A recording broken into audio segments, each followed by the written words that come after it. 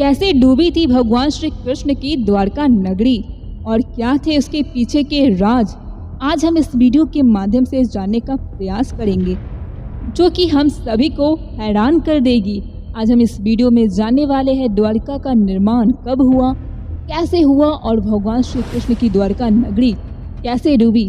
तो चलिए इस वीडियो की शुरुआत करते हैं। अब पहला प्रश्न ये आता है कि द्वारिका का निर्माण कैसे हुआ। आज से लगभग 5000 साल पहले श्री कृष्ण ने मथुरा छोड़कर द्वारिका का निर्माण विश्वकर्मा के हाथों करवाया था। श्री कृष्ण अपने साथ यदुवंशियों को भी लाए और इस नगर को अपना बसेरा बनाया। द्वारका श्री कृष्ण की कर्म भूमि मानी जाती है, जिस पर उन्होंने 36 वर्षों तक शासन किया था। अब दूसरा प्रश्न ये आता है कि भगवान श्री कृष्ण ने मथुरा को छोड़कर द्वारिका का निर्माण क्यों किया। आखिर भगवान श्री कृष्ण मथुरा को छोड़कर द्वारिका क्यों आए। दरअसल जब भगवान श्री कृष्ण ने अपने मामा कंस का वध कर दिया तो कंस के ससुर जरासंध ने श्री कृष्ण और यदुवंशियों का खात्मा करने की कसम खाई थी। इसके लिए आए दिन मथुरा पर आक्रमण करता रहा। अंततः यादवों की सुरक्षा को ध्यान में रखते हुए भगवान श्री कृष्ण ने मथुरा को छोड़कर द्वारका जाने का निश्चय किया। द्वारका में उन्होंने लगभग 36 वर्षों तक शासन किया। अब तीसरा प्रश्न ये आता है कि द्वारका समुद्र में कैसे डूबी, इसके पीछे क्या रहस्य छिपे हुए हैं। आइए हम इस वीडियो के माध्यम से जानने का प्रयास करते हैं।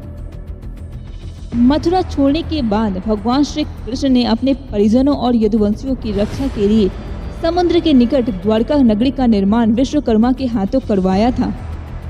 द्वारका नगरी के समुद्र में डूबने के पीछे इसके दो घटनाएं जिम्मेदार मानी जाती है। एक घटना गंधारी के श्राप से जुड़ी है, वही दूसरी घटना का संबंध श्री कृष्ण के पुत्र सांब को ऋषियों से मिला श्राप से जुड़ा हुआ है। दरअसल गंधारी ने युधिष्ठिर के राज तिलक के बाद महाभारत की घटना के भगवान कृष्ण को जिम्मेदार ठहराया। अपने पुत्रों के मारे जाने के दुख और क्रोध की अग्नि में जलती हुई गंधारी ने श्री कृष्ण को श्राप देते हुए कहा कि जिस प्रकार मेरे कुल का तुमने नाश किया है और मुझे दुख दिया है, उसी प्रकार तुम्हारे कुल का भी नाश हो जाएगा। दूसरा श्राप ऋषियों द्वारा श्री कृष्ण के पुत्र सांब को दिया गया श्राप से था। एक दिन जब महर्षि विश्वामित्र, कण्व और देवर्षि नारद द्वारका पहुंचे तो वहां यादव कुल के 9 युवक ने उनके साथ हटी ठिठोली करने की सोची। हंसी मजाक के उद्देश्य से वो श्री कृष्ण के पुत्र सांब को एक स्त्री भेष में उन सभी ऋषियों के पास ले गए। वे 9 युवक कहने लगे कि ये स्त्री गर्भवती है, क्या आप बता सकते हैं कि इसके गर्भ से कौन उत्पन्न होगा। ऋषियों ने 9 युवकों को ऐसी बातें करते देखा तो उन्होंने अपना अपमान महसूस किया।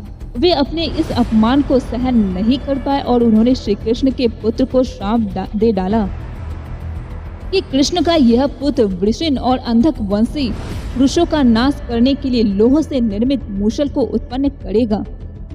उस मूषल के द्वारा तुम और तुम्हारे जैसे क्रूर लोगों के समस्त कुल का नाश हो जाएगा।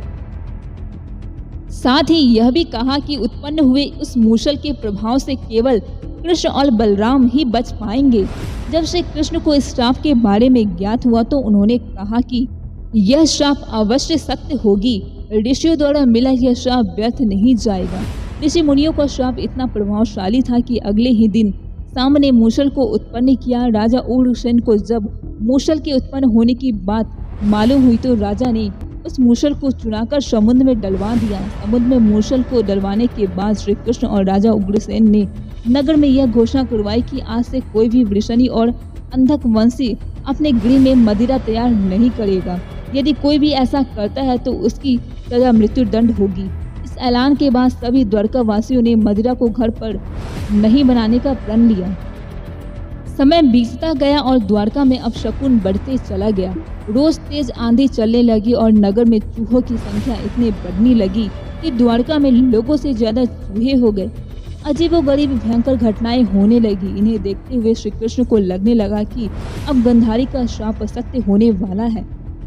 श्री कृष्ण ने पक्ष की अमावस्या पर गौर किया तो ये ठीक वैसा ही योग है जैसा महाभारत के युद्ध के समय बना था। गंधारी के श्राप को सत्य में परिवर्तित करने के लिए श्री कृष्ण ने यदुवंशियों को तीर्थ करने का आदेश दिया। इसके पश्चात आज्ञा का पालन करते हुए राजवंशी समुद्र के तट पर तीर्थ से आकर निवास करने लगे। एक दिन अंधक और वृषणी के बीच किसी बात पर बहस हो गई।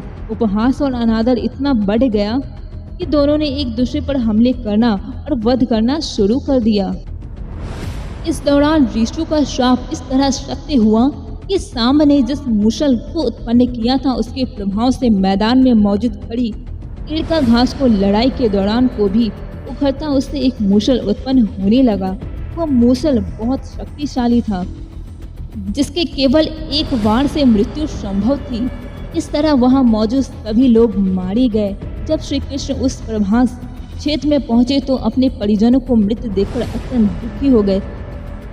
इसके बाद श्री कृष्ण प्रभास क्षेत्र में पहुंचे तो उस समय उनके बड़े भाई बलराम जी ध्यान मुद्रा में थे। श्री कृष्ण को देखकर बलराम के शरीर में शेष नाग निकले और समुद्र में चले गए। फिर श्री कृष्ण श्राप और नरसंहार के बारे में विचार करते हुए इधर उधर घूमने लगे। घूमते हुए पेड़ के नीचे विश्राम करने के लिए बैठे। इसी दौरान जड़ा नामक शिकारी का बाण उनके पैर के अंगूठे में जाकर लगा। जड़ा शिकारी ने यह हिरण का मुख समझ मारा था। श्री कृष्ण के पैरों में लगा बाण देख शिकारी उनसे क्षमा मांगने लगा।